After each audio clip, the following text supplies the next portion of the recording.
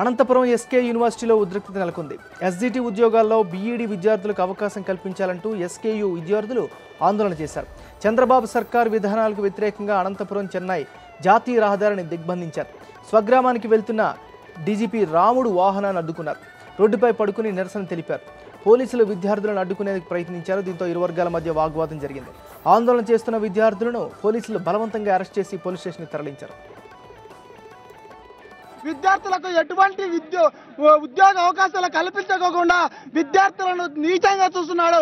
అదేవిధంగానే పశ్చిమ బెంగాల్ ప్రభుత్వం ఆనాడు ఎన్నికల్లో హామీలు విద్యార్థుల బీఈడీ అభ్యర్థులకు ఎస్జిటి అవకాశం కల్పిస్తామని కేంద్ర ప్రభుత్వంపై ఒత్తిడి తీసుకువచ్చి అదేవిధంగానే ఏపీ గవర్నమెంట్ ఎంత ఒత్తిడి తీసుకొచ్చినా కానీ కేంద్ర ప్రభుత్వాన్ని తల దించలేకపోయింది.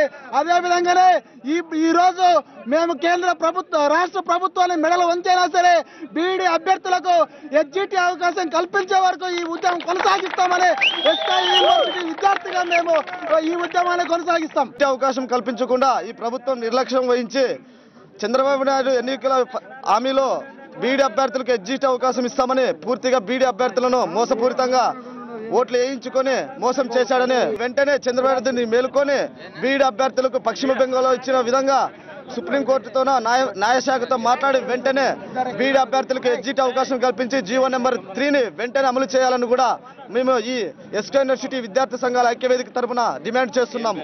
ఇప్పటికైనా పశ్చిమ బెంగాల్ రాష్ట్రంలో అక్కడ ఉన్నటువంటి మమతా బెనర్జీ గారు వాళ్ళ ఎస్జిటి విద్యార్థుల పక్షాన బీఈడీ విద్యార్థుల పక్షాన న్యాయస్థానంలో పోరాటం చేసి వాళ్ళకి బీఈడీ విద్యార్థులకు ఎస్జిటి అవకాశం కల్పిస్తే ఇక్కడ ఉన్నటువంటి రాష్ట్రంలో ఉన్నటువంటి ప్రజాప్రతినిధులు కానీ జిల్లాకు సంబంధించిన 2 మినిస్టర్లు కానీ ఏం చేస్తున్నారో మీకు చేత కాకపోతే మీ పదవులకు రాజీనామా చేయండి, మా జీవితాలతో ఆడుకోవద్దని ఈరోజు ఎస్కే యూనివర్సిటీ విద్యార్థులుగా మేము డిమాండ్ చేస్తున్నాం.